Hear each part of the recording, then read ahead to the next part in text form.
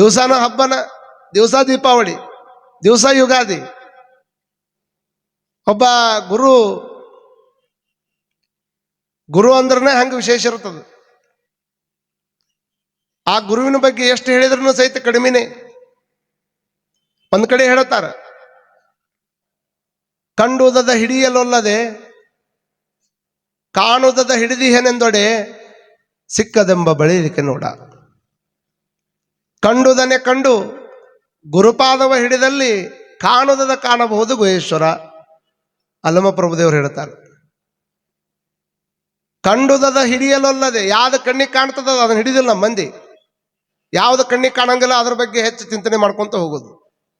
ಇಲ್ಲಿ ಹೋಗ್ಬಾಡ್ರಿ ಅಂದ್ರೆ ನೋಡ್ರಿ ನೀವು ಮುದ್ದಾಮಲ್ಲಿ ಹೋದ್ರ, ಇಲ್ಲಿ ನೋಡ್ಬಾಡ್ರಿ ಅಂದ್ರೆ ನೀವು ಮದ್ದಾಮ್ ನೋಡಿದ್ರೆ, ಮಾತಾಡ್ಬೇಡ್ರಿ ಅಂತ ಹೇಳಿದ್ರೆ 4 ಮಂದಿ ಮಾತಾಡಿದ್ರೆ, ಇದು ಸ್ವಭಾವ ನಮ್ದು, ಏನು ಮಾಡೋಕ್ಕಾಗೋದಿಲ್ಲ ಅದಕ್ಕೆ. ಇಲ್ಲಿ ಒಳಗೆ ಪ್ರವೇಶವಿಲ್ಲ ಅಂತ ಒಂದು ಸಣ್ಣ ಬೋರ್ಡ್ ಹಾಕಿರ್ತಾರೆ, ಅಲ್ಲೇನೂ ಇರುವುದಿಲ್ಲ, ಸುಮ್ಮನೆ ಜಸ್ಟ್ ಹಾಕಿರ್ತಾರೆ ಬೋರ್ಡ್. ಒಳ್ಳೆ ಮನಸ್ಸು ಆ ಕಡೆನೇ ಹೋಗ್ತೈತಿ.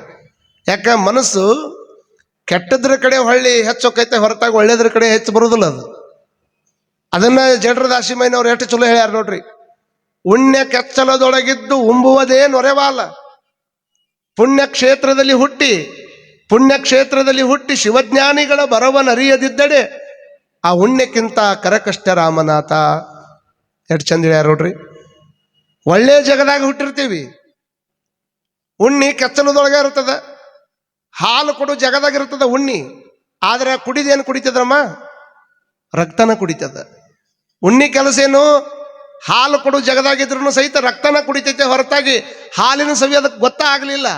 ಹಂಗೆ ಕೆಲವು ಮಂದಿ ಪುಣ್ಯಕ್ಷೇತ್ರದೊಳಗೆ ಹುಟ್ಟಿರ್ತಾರ, ಒಳ್ಳೆ ಜಗದಾಗ ಇರ್ತಾರ, ಆದ್ರೆ ಕೆಟ್ಟದ್ದ ತಲೆಯಾಗಿ ತುಂಬ್ಕೊಂಡು ಅಡ್ಡಾಡ್ತಿರ್ತಾರಲ್ಲ, ಅಂಥವ್ರಿಗೆ ರಾಮನಾಥ ಜಡ್ರದಾಸಿಮಯ್ಯನವ್ರು ಹೇಳ್ತಾರೆ, ಆ ಉಣ್ಣಿ ಕೆಚ್ಚಲದೊಳಗಿದ್ದ ಅದ ರಕ್ತನ ಕುಡಿಯೋದು ಹೆಂಗೆ ಜೀವನ ಮಾಡ್ತದ, ಹಂಗೆ ಒಳ್ಳೆ ಜಗದಾಗ ಹುಟ್ಟಿ ಕೆಟ್ಟದ್ದನ್ನ ಮಾತಾಡ್ಕೊಂತ ಹೊಂಟಂದ್ರೆ ಆ ಉಣ್ಣಿಕ್ಕಿಂತನೂ ಕಷ್ಟ ಆಗಿ ಹೋಗ್ತೈತಿ ನೀನು ಬಾಳ ಅನ್ನುವಂಥ ಮಾತನ್ನ ಜಡ್ರದಾಸಿಮಯ್ಯನವ್ರು ಹೇಳ್ತಾರೆ. ಒಳ್ಳೇದು ಹೋಗುದು ಬಹಳ ಕಷ್ಟ, ಕೆಟ್ಟದ್ದು ನೋಡ್ರಿ ನೀವು ಜಲ್ದಿ ಹೋಗಿಬಿಡ್ತದ. 1000 ಸಲ ನೀವು ಒಳ್ಳೇದನ್ನು ಹೇಳಿದ್ರೆ ಅದು ಜಲ್ದಿ ಹೋಗಂಗಿಲ್ಲ. ಕೆಟ್ಟದ್ದು ಯಾರಾದ್ರೂ ಒಬ್ಬರು ಮಾತಾಡ್ಬಿಡ್ಲಿ, ಅದು ಬಹಳ ಪರಿಣಾಮ ಆಗಿ ಹೋಗ್ಬಿಡ್ತದೆ ಮನುಷ್ಯನ ಮೇಲೆ. ಹಾಗಾದ್ರೆ ಉದಾಹರಣೆ ಹೇಳಬೇಕು ಅಂತಂದ್ರೆ, ಈಗ ಇಷ್ಟು ಮಂದಿ ಕುಂತೀರಿ, ನೀವು ಹೊಲದಾಗ ಹೋಗಿ ಬಿತ್ತಿ ಬರ್ತೀರಪ್ಪ. ಹೊಲದಾಗ ಹೋಗಿ ಬಿತ್ತಿ ಬಂದ್ರೆ ಮೊದಲು ಹುಟ್ಟೋದು ಯಾವುದು? ಚಲೋ ಹಸನ ಹೊಲ ಮಾಡಿ ಎಲ್ಲ ಮಾಡಿ ಚಲೋ ಬೀಜ ಹಾಕಿ ಬಂದ್ರೆ ಮೊದಲೇನು ಹುಟ್ಟುತ್ತ? ಕಸನ ಹುಟ್ಟುತ್ತೆ. ಯಾರು ಕಸ ಬಿತ್ತಿ ಬಂದಾರಲ್ಲಿ? ಯಾರು ಕಸ ಬಿತ್ತಿ ಬಂದಿಲ್ಲ. ಒಳ್ಳೆ ಹೊಲದೊಳಗೆ ಕಸ ಯಾರು ಬಿತ್ತಿಲ್ಲ, ಆದ್ರೆ ಹುಟ್ಟುದು ಮೊದಲು ಕಸನ ಹುಟ್ಟುತ್ತ. ಕಸ ಹುಟ್ಟೈತೆ ಅಂತ ತಿಳ್ಕೊಂಡು ಮಕ ಒಣಸ್ಕೊಂಡು ಬಂದ ಅಂದ್ರೆ ಅವ್ರು ರೈತ ಆಗಕ್ಕೆ ಸಾಧ್ಯನೇ ಇಲ್ಲ. ಹುಟ್ಟು ಕೆಲಸ ನಿಂದಾದ್ರೆ ನಿನ್ನ ಕಿತ್ತು ಹೋಗೋದು ಜೀವನ ಮಾಡೋದು ನಂದು ಕೆಲಸ ಅಂತ ಯಾವ ತಿಳ್ಕೊಂತಾನ ಅವನ ಪಕ್ಕ ರೈತಕ್ಕನ. ಮತ್ತೆ ಹುಟ್ಟೈತೆ ಅಂತ ತಿಳ್ಕೊಂಡು ಏನೋ ಮಾರ ನಾ ಬಿತ್ತೇಲಿ ಇದನ್ನ ಹುಟ್ಟಿ ಬಿಟ್ಟೈತಲ್ಲ ಅಂದ್ರೆ ಹುಟ್ಟುದದ್ರ ಕೆಲಸ ರೀ. ಜಗತ್ತು ಹುಟ್ಟಿಸ್ತೈತೆ ಹಂಗ. ನೀ ಕಾಲು ತೊಳ್ಕೊಂಡು ಒಳಗೆ ಬರ್ಬೇಕಂತಿ, ಜಗತ್ತು ನಿನ್ನ ಕಾಲು ಹೊಲಸು ಮಾಡ್ಬೇಕಂತಾವ. ನೀ ಕೈ ತೊಳ್ಕೊಂಡು ಒಳಗೆ ಬರ್ಬೇಕಂತಿದಿ, ನಿನ್ನ ಕೈಗಳು ಕೆಸರು ಆಗ್ಬೇಕಂತ ತಿಳ್ಕೊಂಡು ಜಗತ್ತು ವಿಚಾರ ಮಾಡ್ತದ. ನಾನೇನೋ ಪರಿಶುದ್ಧನಾಗೆ ಬದುಕ್ಬೇಕಂತ ಮಾಡ್ತೀನಿ, ಆದ್ರೆ ನಿನ್ನ ಅಶುದ್ಧ ಮಾಡಾಕನ 4 ಮಂದಿ ಕಾಯ್ತಿರ್ತಾರ. ಅದಕ್ಕೆ ಕೆಟ್ಟದ್ದು ಮೊದಲು ಏನೋ ಒಳ್ಳೇದು ಮಾಡಕ್ ಹೋಗ್ರಿ, ಮೊದಲು ಕೆಟ್ಟದ್ದ ಹುಡ್ತೈತಿ ನಿಮ್ಮ ಜೀವನದಾಗ. ಏನೋ ಅಪ್ಪವ್ರ ನಾವು ಮಾಡಕ್ ಹೋಗ್ಬೇಕಂತೀವ್ರಿ, ಹಿಂಗ ಮಾಡ್ಬೇಕಂತೀವ್ರಿ, ಕೆಟ್ಟದ್ದ ಬರ್ತೈತಿ ನೋಡ್ರಿ ನಮಗೆ.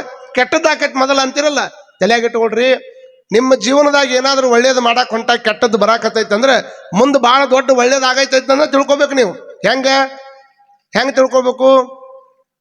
ಈಗ ದೊಡ್ಡ ನಮ್ಮ ಕಡೆ ಮೈಸೂರಿನೊಳಗೆ ಒಂದು ದೊಡ್ಡ ಚಾಮುಂಡಿ ಬೆಟ್ಟ ಅಂತ ಐತಿ. ಮೈಸೂರಿನೊಳಗೆ ಒಂದು ಚಾಮುಂಡಿ ಬೆಟ್ಟ ಐತಿ. ಎಲ್ಲರೂ ಹೋಗುದು ಚಾಮುಂಡಿ ಬೆಟ್ಟದೊಳಗಿರುವಂತ ದೇವಿ ನೋಡಕ್ ಹೋಗ್ತಾರ. ಆದ್ರೆ ಮೊದಲು ಕಾಣೋರು ಯಾರಲ್ಲೇ? ಮಹಿಷಾಸುರ ಕಾಣ್ತಾನ. ಯಾರು ಕಾಣ್ತಾರ? ಅವ್ನ ಮೂರ್ತಿ ನಿಲ್ಲಿಸ್ಯಾರಲ್ಲೇ. ನೀವು ಹೋದವ್ರಿಗೆಲ್ಲ ಫಸ್ಟ್ ಯಾರು ಕಾಣ್ತಾರ ಅಂತ ಮಾಡ್ರಿ ನೀವು? ಮಹಿಷಾಸುರನ ಕಾಣ್ತಾನ. ಬಂದ್ ಕೂಡ್ಲೇನ ಮಹಿಷಾಸುರ ಕಂಡ ಅಂತ ತಿಳ್ಕೊಂಡು ಮಕ ಉಣಿಸ್ಕೊಂಡು ಮನೆಗೆ ಬಂದ್ಬಿಟ್ರ ಅವ್ನು ಬಿಡ್ಬೇಕು. 2 ಹೆಜ್ಜೆ ಒಳಗೆ ಹೋದ್ರ ಅಲ್ಲಿ ದೇವಿ ಕಾಣ್ತಾಳ. ನೀವು ಹೊಲ್ದಾಗ ಬಿತ್ತಬೇಕಾದ್ರೆ ಚಲೋ ಬೀಜ ಬಿತ್ತಿರ್ತೀರಿ, ಕಸ ಹುಟ್ಟದಂಗ. ಸಮುದ್ರ ಮಂಥನ ಆದಾಗ ಮೊದಲು ಹುಟ್ಟಿದ್ ಯಾವುದು? ವಿಷಾನ ಹುಟ್ಟೈತಿ. ವಿಷ ಹುಟ್ಟಿದ್ದನ್ನ ಅವ ಕುಡ್ದ, ಅವ ಕಂಠದಾಗ ಇಟ್ಕೊಂಡ ಪರಮಾತ್ಮ. ಅದನ್ನ ಕುಡಿಯಕ್ಕೆ ಯಾರು ಒಲ್ಲೆ ಅಂದ್ರು. ಕ್ರೆಡಿಟ್ ಒಳ್ಳೇದಿತ್ತಂದ್ರೆ ಎಲ್ಲರೂ ತಗೊಳಕ್ ಬೆಳೆದಾಡ್ತಾರ. ಅದಾದ್ರೆ ಕೆಟ್ಟದ್ದು ಯಾರು ಕ್ರೆಡಿಟ್ ಕೊಟ್ರಂದ್ರೆ ನಾವಲ್ಲಿ ನೀವಲ್ಲಿ ನಾವಲ್ಲಿ ಅಂತ ಹೇಳ್ತಾರೆ. ಇದು ಜಗತ್ತಿನ ನೇಮ ಐತಿ. ಒಳ್ಳೇದನ್ನ ತಗೊಳೋದಕ್ಕೆ ವಾರಸ್ತಾರ ಭಾಳ ಮಂದಿ ಅದಾರ, ಆದ್ರೆ ಕೆಟ್ಟ ಆದ ಕೂಡಲೇ ಇದು ನಾ ಹೊತ್ಕೋತೀನಿ ಜವಾಬ್ದಾರಿ ಅಂತ ತಿಳ್ಕೊಂಡು ಯಾರು ತಿಳ್ಕೊಳ್ಳೋರು ಅದಾರ ಅಂತ ಮಾಡ್ರಿ ನೀವು? ಯಾರು ತಿಳ್ಕೊಳಂಗಿಲ್ಲ. ಹಾಗಾಗಿ ನಾವು ವಿಚಾರ ಮಾಡ್ಕೋಬೇಕು. ಸಮುದ್ರ ಮಂಥನ ನಡೆದಾಗ ಅಲ್ಲಿ ರಾಕ್ಷಸರು ಮತ್ತು ದೇವಾನು ದೇವತೆಗಳು ಕೂಡ್ಕೊಂಡು ಸಮುದ್ರ ಮಂಥನ ಮಾಡುವಂತ ಟೈಮ್ದೊಳಗೆ ಮೊದಲು ಹುಟ್ಟಿದ್ದು ಅಮೃತ ಅಲ್ಲ, ವಿಷನ ಹುಟ್ಟೈತಿ. ವಿಷ ಹುಟ್ಟಿದ್ದನ್ನ ಅವ್ರು ಯಾರು ತಗೊಳ್ಳಿಲ್ಲ. ಅವಾಗ ಏನ್ ಮಾಡಿದ, ನೀಲಕಂಠ ತನ್ನ ಕಂಠದಾಗ ಇಟ್ಕೊಂಡ. ಅದಕ್ಕೆ ಅವಂಗ ನೀಲಕಂಠ ನೀಲಕಂಠ ನೀಲಕಂಠ ಅಂತ ಹೇಳ್ತಾರೆ. ನೀಲ ಅಂದ್ರೆ ವಿಷ, ಅದನ್ನ ಕಂಠದಾಗ ಇಟ್ಕೊಂಡಿದ್ದಕ್ಕೆ ಅವಂಗ ನೀಲಕಂಠ ಅಂತ ತಿಳ್ಕೊಂಡು ಪರಮಾತ್ಮಗೆ ಹೆಸರು ಹೇಳ್ಕೊಂತ ಬಂದಾರ. ಯಾವುದೇ ಒಳ್ಳೆ ಕೆಲಸ ಮಾಡಕ್ ಹೋದ್ರೂ ಸಹಿತ ಮೊದಲು ಕೆಟ್ಟದ್ದು ಹುಟ್ಟದಲ್ಲ, ಕೆಟ್ಟದ್ದು ಹುಟ್ಟೈತೆ ಅಂತ ತಿಳ್ಕೊಂಡು ಯಾರು ವಿಚಲಿತ ಆಗಬಾರ್ದು. ಒಳ್ಳೆ ಕೆಲಸ ಮಾಡೋ ಮುಂದೆ ಮೊದಲು ಕೆಟ್ಟದ್ದು ಕಂಡೈತೆ ಅಂದ್ರೆ ಮುಂದೆ ಬಹಳ ದೊಡ್ಡ ಕೆಲಸ ನಂದು ಆಗುದೈತೆ ಅಂತ ತಿಳ್ಕೊಂಡು ಆತ್ಮವಿಶ್ವಾಸದಿಂದ ಯಾರು ಕೆಲಸ ಮಾಡ್ತಾರ ಅವ್ರ ಕೆಲಸಗಳು ಬಹಳ ಚಲೋ ಹಾಕೊಂತ ಹೋಗ್ತಾವ. ಅದು ಸಣ್ಣದಿರ್ಲಿ ದೊಡ್ಡದಿರ್ಲಿ. ಹಾಗಾಗಿ ನಾವಿಲ್ಲಿ ವಿಚಾರ ಮಾಡ್ಕೊಳ್ಬೇಕಾಗಿರುವಂತದ್ದು ಏನು ಅಂತಂದ್ರೆ, ಕಂಡುದದ ಹಿಡಿಯಲೊಲ್ಲದೆ ಕಾಣುದದ ಹಿಡಿದಿ ಏನೆಂದೋಡೆ ಸಿಕ್ಕದಂಬ ಬಳಲಿಕ್ಕೆ ನೋಡ. ಕಂಡದ್ದೇನು ಕಾಣುತ್ತೈತೆ ನಿನ್ನ ಕಣ್ಣಿಗೆ, ಕಾಣ್ಲಾರದ್ದು ಯಾವ್ದಪ್ಪ? ದೇವ್ರು ನಮಗ್ ಕಣ್ಣಿಗೆ ಕಾಣಂಗಿಲ್ಲ. ಕಂಡನ ಯಾರಿಗಾರ ದೇವ್ ಕುಟ ಹೇ ಎಲ್ಲದನ್ರಿ? ಕೊಬ್ಬರ ನೋಡ್ರಿ ಲೈವ್. ಮತ್ ದಿವಸ ಹೊಕ್ಕಿರಿ ಗುಡಿಗೆ, ಅಲ್ಲಿ ಕಂಡಿಲ್ಲ ನಿಮ್ಗೆ? ಮತ್ತೆ ಅಲ್ಲಿರುವಂತ ದೇವ್ರಂತ ತಿಳ್ಕೊಂಡು ಹೋಗಿಲ್ಲ ನೀವು? ದೇವ್ರಂತ ತಿಳ್ಕೊಂಡು ಹೋಗ್ಬೇಕದನ್ನ. ಹಂಗ ಎಲ್ಲರೂ ಹೊಕ್ಕನಂತ ಹೋಗಂಗಿಲ್ಲ. ಮತ್ತೆ ಅಲ್ಲಿ ಕುಂತಿರ್ತಕ್ಕಂಥ ದೇವ್ರ ಅಲ್ಲೇನ್? ಜಗತ್ತಿನೊಳಗೆ ಅವ ಇಲ್ಲ ಅಂತಂದ್ರೆ ಯಾವ್ದು ನಡೆಯಕ್ ಸಾಧ್ಯನೇ ಇಲ್ಲ. ಪರಮಾತ್ಮ ಇಲ್ಲ ಅಂದ್ರೆ ಅವನ್ನ ಯಾವ್ದು ಜಗತ್ತಿನಾಗ ಏನು ನಡೆಯಕ್ ಸಾಧ್ಯನೇ ಇಲ್ಲ. ಈಗ ಇಲ್ಲೊಂದು ಸಣ್ಣ ಮನಿ ಕಟ್ಟ್ಯಾರ. ಆ ಮನಿ ಕಟ್ಟಬೇಕಾದ್ರೆ ಅದಕ್ಕೆ ಮುಡುಕ ಏನ್ ಹಾಕ್ಯಾರ? ಬೇಸ್ಮೆಂಟ್ ಹಾಕ್ಯಾರ. ಬೇಸ್ಮೆಂಟ್ ಹಾಕಿ ಅದ್ರ ಮೇಲೆ ಮತ್ತೆ ಹೊಳ್ಳಿ ವೆಂಟಿಲೇಟರ್ ಕೊಟ್ಟಾರ, ಕಾಲಮ್ ಕೊಟ್ಟಾರ. ಛತ್ ಹಾಕ್ಬೇಕಾದ್ರೆ ಕಬ್ಬಣ ಹೆಣದಾರ, ಅಡ್ಡ ಬೀಮ್ ಕೊಟ್ಟಾರ. ಜಸ್ಟ್ ನಾವು ವಾಸ ಮಾಡುವಂತ ಒಂದು ಮನಿ ಒಳಗೆ ಅದ್ರ ಮೇಲೆ ಛತ್ ಹಾಕ್ಬೇಕಾದ್ರೆ ಇಷ್ಟ ಕುಂಡ ಗಟ್ಟಿ ಮಾಡಿ ನಾವು ಛತ್ ಹಾಕ್ತಿವಿ ಅನ್ನೋದಾದ್ರೆ ಪರಮಾತ್ಮ ಎಷ್ಟು ದೊಡ್ಡವ. ಇಲ್ಲಿ ಕಣ್ಣು ಬಿಟ್ಟು ಆಕಾಶ ನೋಡ್ರಿ, ಎಲ್ಲಿ ಒಂದು ಕಂಬನೂ ಇಲ್ಲ, ಎಲ್ಲಿ ಒಂದು ಅಡ್ಡ ವೆಂಟಿಲೇಟರ್ನು ಕೊಟ್ಟಿಲ್ಲ. ಆದರೂ ಸಹಿತ ಆಕಾಶ ನಮ್ಮ ತಲೆ ಮೇಲೆ ನಿಂತೈತೆ ಅಂದ್ರೆ ಇದು ಭಗವಂತನ ತಾಕತ್ತೆ ಹೊರತಾಗಿದೆ, ನಮ್ಮ ತಾಕತ್ತಲ್ಲ ಅನ್ನುವಂಥದ್ದನ್ನು ತಿಳಿಯಾಗಿಟ್ಟುಕೊಳ್ಬೇಕಾಗ್ತದೆ. ಯಾಕಪ್ಪ ಶಂಕರ ಹೋಗೈತೇನೋ ಒಳಗ? ಸ್ವಲ್ಪ ಸುಮ್ಮನೆ ಕುಂದ್ರಪ್ಪ. ಕಾರಣ ಏನು? ಅವ ಇಲ್ಲ ಅಂದ್ರೆ ಇಲ್ಲಿ ಏನು ಇಲ್ಲ. ನೋಡ್ರಿ, ಆ ಮನಿ ಮೇಲೆ ಒಂದು ಟ್ಯಾಂಕ್ ಇಟ್ಟಾಗ, ನಿಮ್ಗೆ ಅದರದ ಉದಾಹರಣೆ ಹೇಳ್ತೀನಿ. ಭಗವಂತನ ವೈಶಿಷ್ಟ್ಯ ಎಷ್ಟೈತಿ ನೋಡ್ರಿ. ಎಲ್ಲಾರ ಮನ್ಯಾಗ ಮ್ಯಾಗ ಒಂದು ಟ್ಯಾಂಕ್ ಇಟ್ಟಿರ್ತಾರೆ. ಯಾಕೆ?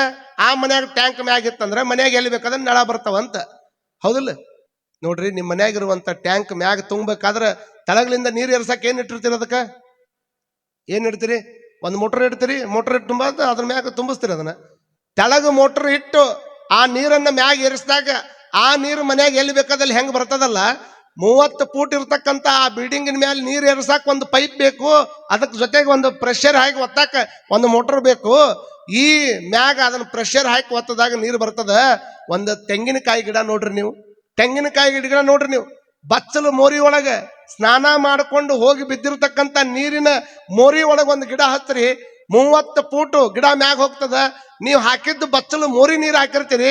ಆದ್ರೆ ಕೊಡ್ಬೇಕಾದ್ರೆ ಜಗತ್ತಿನೊಳಗೆ ಸಲಾಯನಕ್ಕಿಂತನ ಅತಿ ಶ್ರೇಷ್ಠವಾದಂತ ನೀರನ್ನ ಅದು ನಮ್ಗೆ ಹೊಳಿ ಕೊಡ್ತದ ಅಂತಂದ್ರೆ ಒಳಗೆ ಹೆಂಗೆ ಕ್ರಿಯೆ ನಡೆದಿರ್ಬೇಕು? ಯಾರು ಏರಿಸಿರ್ಬೇಕು ಅದ್ರ ಮ್ಯಾಗ? ಒಳಗೆ ಯಾರು ಪೈಪ್ ಕೊಟ್ಟಿರ್ಬೇಕ? ಯಾರು ಮೋಟರ್ ಹಚ್ಚಿದ್ರು? ಮ್ಯಾಗ ನೀರು ಕಳಿಸಿದ್ರೆ ಅದಕ್ಕೆ ಹೆಂಗೈತಿ ನೋಡ್ರಿ ಜಗತ್ತಿನ ವೈಶಿಷ್ಟ್ಯ. ಇಂಥ ಹಲವಾರು ನಮಗಾಗಿ ಅದಾವ ಇಲ್ಲಿ. ಹಿಂದೆ ಯಾರೋ ಒಬ್ಬರು ಮಾಡ್ಯಾರ, ಅದನ್ನ ನಾವು ಇವತ್ತು ಅನುಭವಿಸಕತ್ತೀವಿ. ನಾವು ಸಹಿತ ಒಳ್ಳೇದನ್ನ ಮಾಡೇ ಹೋಗ್ಬೇಕು ಮುಂದೆ. 85 ವರ್ಷದ ಮುದಕ ಮಾವಿನ ಹಣ್ಣಿನ ಗಿಡ ಹಚ್ಚಾಕತ್ತಿದ್ದ. 85 ವರ್ಷದ ಮುದಕ ಮಾವಿನ ಹಣ್ಣಿನ ಗಿಡ ಹಚ್ಚಾಕತ್ತಿದ್ದ. ಹುಡುಗರೆಲ್ಲ ಗೇಲಿ ಮಾಡಾಕತ್ರು. ಕೆಲವು ಮಂದಿ ಗೊತ್ತಾಗೋದಿಲ್ಲ ಏನ್ ಮಾಡಾಕತ್ತಾರ ಅಂತ ತಿಳ್ಕೊಂಡು. ಯಾಕಂದ್ರೆ ಅವ್ರಿಗೆ ಯಾರು ಏನ್ ಮಾಡ್ತಾರ, ಒಳ್ಳೇದ್ ಯಾರು ಮಾಡ್ತಾರೆ, ಕೆಟ್ಟದ್ದು ಯಾರು ಮಾಡ್ತಾರೆ ಏನೂ ಗೊತ್ತಾಗೋದಿಲ್ಲ. ಹುಡುಗರಿಗೆ ಗೇಲಿ ಮಾಡಾಕತ್ರ ಅವಂಗ. ಅಲ್ಲೋ ವಯಸ್ಸು 85 ಆಗ್ಯಾವ, ಈಗ ಮಾವಿನ ಹಣ್ಣಿನ ಗಿಡ ಹಚ್ಚಾಕತ್ತಿದಿ. ಈಗ ಹಚ್ಚಿರುವಂತ ಹಣ್ಣು ದೊಡ್ಡದಾಗಿ ಅದು ದೊಡ್ಡದಾದ ಮೇಲೆ ಹಣ್ಣು ಯಾವಾಗ ಆಗುದು, ಹಣ್ಣು ಯಾವಾಗ ತಿನ್ನಾವ ಏನ್ರಿ ಅಂತ ತಿಳ್ಕೊಂಡು ಕೇಳಿದಾಗ ಮುದಕ್ ಒಂದು ಮಾತು ಹೇಳಿದ್ನಂತ. ಅದಕ್ಕೆ ನಾನು 85 ವರ್ಷ ದೊಡ್ಡವಾಗಿನಪ್ಪ, ನೀವು ಇನ್ನೂ ಸಣ್ಣವರದಿರಿ ಅಂದವ. ಅಲ್ಲ, 85 ವರ್ಷ ಆದ್ಮೇಲೆ ಗಿಡ ಹಚ್ಚಾಕತ್ತೀನಿ, ಇದು ಯಾವಾಗ ದೊಡ್ಡದಾಗ್ತದ, ಯಾವಾಗ ಹಣ್ಣು ಬಿಡ್ತದ ಅಂತ ನಾನು ಕೇಳಾಕತ್ತಿರಲ್ಲ. ನಾನು ಹಚ್ಚಾಕತ್ತಿದ್ದು ಖರೆ, ಆದ್ರೆ ಒಂದು ಸಂದೇಶ ನಿಮ್ಗೆ ಗೊತ್ತಿರಲ್ತಮ್ಮ. ಈ ಗಿಡ ಹಚ್ಚಾಕತ್ತಿದ್ದು ನಾನು ಬದುಕಿ ಇದ್ರಾಗಿನ ಹಣ್ಣು ತಿನ್ಬೇಕಂತಲ್ಲ. ಹಿಂದೆ ಯಾರೋ ಹಿರಿಯರು ಹಚ್ಚಿರುವಂತ ಹಣ್ಣಿನ ಗಿಡದಾಗ ಇವತ್ತು ನಾ ಹಣ್ಣು ತಿನ್ನಾಕತ್ತೀನಿ. ಇವತ್ತು ಹಚ್ಚಿದ್ದು ನಿಮ್ಮಂತಾರು ಮುಂದ್ಲವ್ರು ತಿನ್ಲಿ ಅನ್ನುವಂತ ಕಾರಣಕ್ಕೆ ಹಣ್ಣು ಹಚ್ಚಾಕತ್ತೀನಿ, ಮತ್ತೊಂದು ಕಾರಣಕ್ಕಲ್ಲ. ಎಷ್ಟು ಅದ್ಭುತ ನೋಡ್ರಿ, ವಿಚಾರ ಮಾಡ್ಕೊಡ್ರಿ. ಕಾರಣ ಯಾರೋ ಒಬ್ರು ಮಾಡಿರ್ತಕ್ಕಂಥದ್ದನ್ನ ಇವತ್ತು ನಾವೆಲ್ಲರೂ ಅನುಭವಿಸಕತ್ತೀವಿ. ಯಾರೋ ಲೈಟ್ ಕಂಡು ಹಿಡ್ದಾರ, ಯಾರೋ ಫ್ರಿಜ್ ಕಂಡು ಹಿಡ್ದಾರ, ಯಾರೋ ಕರೆಂಟ್ ಕಂಡು ಹಿಡ್ದಾರ, ಯಾರೋ ಟ್ರೈನ್ ಕಂಡು ಹಿಡ್ದಾರ, ಯಾರೋ ಬಸ್ ಕಂಡು ಹಿಡ್ದಾರ. ನಿಮ್ದು ಕಾಂಟ್ರಿಬ್ಯೂಷನ್ ಏನ್ ಇದಕ್ಕ? ಎಲ್ಲರೂ ಅವ್ರು ಮಾಡಿದ್ದನ್ನು ನಾವು ಅನುಭವಿಸಕತ್ತೀವಿ. ಅಟ್ಟ ನಾವು ಏನಾರು ಒಂದು ಸ್ವಲ್ಪ ಕಾಂಟ್ರಿಬ್ಯೂಷನ್ ಕೊಡ್ಬೇಕಲ್ಲ ಜಗತ್ತಿಗೆ. ಹಂಗ ಬಂದು ಹಂಗ ಹೋದೆ ಅಂದ್ರೆ ಏನ್ ಬೆಲೆ ಐತಿ ಅದಕ್ಕೆ? ಹಂಗ ಬಂದು ಹಂಗ ಹೋದ್ರೆ ಏನೂ ಬೆಲೆ ಇಲ್ಲ. ಹಾಗಾಗಿ ಏನಾದ್ರೂ ಒಂದು ಮಾಡಬೇಕು ಅಂತಂದ್ರೆ ಒಬ್ಬ ಉತ್ತಮ ಗುರುವಿನ ಪಾದವನ್ನ ಹಿಡ್ಕೊಳ್ಬೇಕಾಗ್ತದೆ. ಅದಕ್ಕೆ ಉಪನಿಷತ್ತಿನೊಳಗೆ ಹೇಳ್ತಾರೆ, ಉತ್ತಿಷ್ಠತ ಜಾಗ್ರತ ಪ್ರಾಪ್ಯವರಾನ್ನ ನಿಭೋದತ. ಏಳ್ಬೇಕು, ಎಚ್ಚರ ಆಗ್ಬೇಕು, ಉತ್ತಮ ಗುರುವಿನ ಪಾದವನ್ನ ಹಿಡ್ಕೊಳ್ಬೇಕು. ಉತ್ತಮವಾಗಿರ್ತಕ್ಕಂಥ ಗುರುವಿನ ಪಾದ ಹಿಡ್ಕೋಬೇಕು. ಯಾಕಂದ್ರೆ ಕಾಣದೇ ಇರತಕ್ಕಂಥ ದೇವರನ್ನ ನೀ ಕಾಣಕ್ ಆಗ್ಲಿಲ್ಲ ಅಂತಂದ್ರೆ ಕಂಡುದನೆ ಕಂಡು ಮನೆಯೊಳಗಿರ್ತಕ್ಕಂಥ ತಂದೆ ತಾಯಿಗಳನ್ನ ದೇವ್ರು ಅಂತ ತಿಳ್ಕೊ. ದೇವರು ಎಲ್ಲಾ ಕಡೆ ಇರಕ್ ಆಗೋದಿಲ್ಲ, ಎಲ್ಲಾ ಕಡೆ ಕಾಣಿಸಕ್ ಆಗೋದಿಲ್ಲ, ಪ್ರತಿ ದಿವಸ ಬಂದು ನಿಮಗೆ ದರ್ಶನ ಕೊಡಕ್ ಆಗೋದಿಲ್ಲ ಅಂತ ತಿಳ್ಕೊಂಡು ನನ್ನ ರೂಪದೊಳಗೆ ತಂದೆ ತಾಯಿಗಳನ್ನ ಮನ್ಯಾಗ ಸೃಷ್ಟಿ ಮಾಡ್ತೀನಿ ಅಂತ ತಿಳ್ಕೊಂಡು ತಂದೆ ತಾಯಿಗಳನ್ನ ದಿವಸ ದರ್ಶನ ತಗೊಂಡು ಬಿಟ್ರೆ ಅವ 3 ಹೊತ್ತು ದೇವ್ರ ದರ್ಶನ ತಗೊಂಡಂಗೆ ಆಗ್ತದೆ. ಹಾಗಾದ್ರೆ ನಾವು ಯಾರು ಅವ್ರನ್ನ ದೇವ್ರು ಅಂತ ತಿಳ್ಕೊಳ್ಳೇ ಇಲ್ಲ. ನಾವು ದೇವ್ರಂತ ತಿಳ್ಕೊಳ್ಳಿಲ್ಲ ಅಂತಂದ್ರೆ ಯಾರು ತಪ್ಪದು? ನಮ್ ತಪ್ಪದು. ಹಾಗಾಗಿ ತಿಳ್ಕೊಳ್ಬೇಕಾಗ್ತದೆ. ಇಲ್ಲೇ ತಂದೆ ತಾಯಿ ಸೇವಾ ಮಾಡುವಂತ ಟೈಮ್ದೊಳಗೆ ಪಂಡ್ರಾಪುರದೊಳಗೆ ಒಂದು ದೊಡ್ಡ ಘಟನೆ ನಡೀತದೆ. ಭಕ್ತ ಪುಂಡಲಿಕ ತಂದೆ ತಾಯಿ ಸೇವಾ ಮಾಡ್ತಿದ್ದ. ತಂದೆ ತಾಯಿ ಸೇವಾ ಮಾಡುವಂತ ಟೈಮ್ದೊಳಗೆ ತಂದೆ ತಾಯಿ ಸೇವಾ ಮಾಡೋದು ನೋಡಿ ತಂದೆ ತಾಯಿದ ಇಷ್ಟಕೊಂಡ ಸೇವಾ ಮಾಡ್ತಾನಿವ, ಇನ್ನು ನನ್ನ ಸೇವಾ ಎಷ್ಟು ಮಾಡ್ತಿರ್ಬೋದು ನೋಡಾಕಂತ ತಿಳ್ಕೊಂಡು ಭಗವಂತ ಪರೀಕ್ಷೆ ಮಾಡಾಕಂತ ತಿಳ್ಕೊಂಡು ವಿಠಲ ಅವನ ಮನೆಗೆ ಬಂದ. ಭಕ್ತ ಪುಂಡಲಿಕನ ಮನೆಗೆ ವಿಠಲ ಅವ್ರ ಮನೆಗೆ ಬಂದ ಕೂಡ್ಲೇನ ತಂದೆ ತಾಯಿ ಸೇವಾ ಮಾಡಾಕತ್ತಿದ್ನಲ್ಲ, ಇನ್ನು ನಾನೇನಾದರೂ ಇವ್ರನ್ನ ಸೇವಾ ಮಾಡೋದು ಬಿಟ್ಟು ಅವ್ನು ನೋಡಕ್ ಆಗುದಿಲ್ಲ ಅಂತ ತಿಳ್ಕೊಂಡು ಸ್ವತಃ ದೇವ್ರು ಬಂದು ಮನಿ ಮುಂದೆ ನಿಂತಾಗ, ನೋಡು ಪುಂಡಲಿಕನನ್ನ ಅಂತಂದ್ರೆ ಒಂದು ಇಟ್ಟಂಗಿ ತಗೊಂಡು ಅವನ ಕಡೆ ಸರಿಸಿ, ಇಲ್ಲೇ ನಿಲ್ಪ, ಇಲ್ಲೇ ಕುಂದ್ರು, ಇದ್ರ ಮೇಲೆ ನನ್ನ ತಂದೆ ತಾಯಿ ಸೇವೆ ಐತಿ, ಅದನ್ನ ಮಾಡಿ ಮುಗಿಸಿ ಆಮೇಲೆ ನೋಡ್ತೀನಿ ಅಂದವ. ಎಷ್ಟು ದೊಡ್ಡವ್ರು ಇರ್ಬೇಕ್ರಿ. ಸ್ವತಃ ದೇವ್ರು ಬಂದು ನಿನ್ನ ದರ್ಶನ ಕೊಡಾಕ್ ಬಂದೀನಿ ಅಂತ ತಿಳ್ಕೊಂಡು ಹೇಳಿದ್ರೆ, ನನ್ನ ತಂದೆ ತಾಯಿಕ್ಕಿಂತ ನನಗೆ ಯಾರು ದೊಡ್ಡವರಲ್ಲ, ಮೊದಲು ಇವ್ರು ಸೇವಾ ಮಾಡ್ತೀನಿ ಆಮೇಲೆ ನೀನು ನೋಡ್ತೀನಿ ಅಂತ ತಿಳ್ಕೊಂಡು ಅವ ದೇವರು ಬಂದ್ರು ಸಹಿತ ತಂದೆ ತಾಯಿ ಸೇವಾನ ಮಾಡಾಕತ್ತಿದ್ದ. ಇದನ್ನ ಕಂಡು ಬೆರ್ರಗಾಗಿಬಿಟ್ಟ. ಬೆರ್ರಗಾಗಿ ಸೊಂಟದ ಮೇಲೆ ಕೈ ಇಟ್ಕೊಂಡು ಅವ ಒಗದಿರ್ತಕ್ಕಂಥ ಇಟ್ಟಂಗಿ ಮೇಲೆ ನಿಂತಿದ್ದಂತೆ. ತಂದೆ ತಾಯಿ ಸೇವಾ ಮಗ್ನಾಗಿ ಅವ್ನು ನೋಡೋದ ಬಿಟ್ಟಿದ್ದ. ಬಿಟ್ಟ ಮೇಲೆ ವಿಠಲ ಹೇಳಿದಂತೆ, ತಂದೆ ತಾಯಿ ಸೇವಾ ಮಾಡೋ ಟೈಮ್ದೊಳಗೆ ನಾ ಬಂದು ಮುಂದೆ ನಿಂತರೂ ಸಹಿತ ನನ್ನ ನೀನು ನೋಡಾಕತ್ತಿಲ್ಲ ಅಂತಂದ್ರೆ ನೀನೋ ಬಹಳ ದೊಡ್ಡವಪ್ಪ. ಇನ್ನು ಮುಂದೆ ಜಗತ್ತಿನಾಗ ನನ್ನ ಹೆಸರು ಹೇಳೋದಕ್ಕಿಂತ ಮುಂಚೆಕ್ಕ ನಿನ್ನ ಹೆಸರು ಹೇಳೇ ನನ್ನ ಹೆಸರು ಹೇಳ್ಬೇಕಂತ ತಿಳ್ಕೊಂಡು ಆಶೀರ್ವಾದ ಮಾಡಿದ್ದಕ್ಕಾಗಿ ಬೋಲೋ ವರದ ವಿಠಲ ಪುಂಡಲಿಕ ಅಂತ ತಿಳ್ಕೊಂಡು ಏನು ಜಯಘೋಷ ಮಾಡ್ತಾರಲ್ಲ, ಅದರೊಳಗೆ ಪುಂಡಲಿಕನ ಹೆಸರು ತಗೋತಾರೆ. ದೇವ್ರ ಹೆಸರು ತಗೊಳಕ್ಕಿಂತ ಮುಂಚೆಕ್ಕ ಯಾರ ಹೆಸರು ತಗೊಂತಾರ? ಪುಂಡಲಿಕನ. ನೋಡ್ರಿ, ಹಿಂಗಾಗಿ ಈ ವಿಠಲ ದರ್ಶನಕ್ಕೆ ಹೋದ್ರಿಂದ, ಪಾಂಡುರಂಗನ ವಿಠಲನ ದರ್ಶನಕ್ಕೆ ಹೋದ್ರೆ ಅಂದ್ರೆ ಸೊಂಟದ ಮೇಲೆ ಕೈ ಇಟ್ಕೊಂಡು ಒಂದು ಇಟ್ಟಂಗಿ ಮೇಲೆ ನಿಂತಾನಲ್ಲ, ಇದಾದ್ರ ಪವಾಡ ಹೇಳ್ತಾರೆ. ಹಾಗಾಗಿ ಕಂಡು ಗುರುಪಾದವ ಹಿಡಿದಲ್ಲಿ ಪಾದ ಹಿಡ್ಕೋಬೇಕು. ಅವ್ರ ಗುರುವಿನ ಪಾದ ಯಾಕೆ ಹಿಡ್ಕೋಬೇಕು?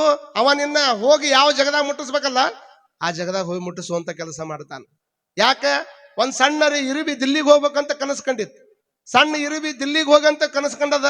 ಯಾರಿಗಾರ ಗೊತ್ತಾಗ್ತದೆ? ಇಲ್ಲಿ ಕುಂತವ್ರಿಗೆ ಇರುಬಿ ದಿಲ್ಲಿಗೆ ಹೋಗಕ್ ಆಗ್ತದನ್ರಿ? ಯಾರಿಗೂ ಗೊತ್ತಿಲ್ಲ. ಸಣ್ಣ ಇರುಬಿ ದಿಲ್ಲಿ ಮುಟ್ಟಕ್ ಹೋಗೋದು ಹೆಂಗ?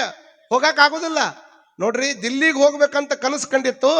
ಹೋಗ್ಬೇಕಂತ ವಿಚಾರ ಮಾಡಿದ ಕೂಡ್ಲಿನ ಅದು ಏನು ವಿಚಾರ ಮಾಡ್ತು? ನಾನಾಗಲೇ ದಿಲ್ಲಿಗೆ ಹೋದ್ರೆ ಸಾಯಿ ಮಠ ಅಲ್ಲ, ಇನ್ನಿಷ್ಟು ಜಗ ಒಂದು ತಾಸ್ನಾಗ ಸತ್ತು ಹೋಗ್ಬೋದು ನಾನು.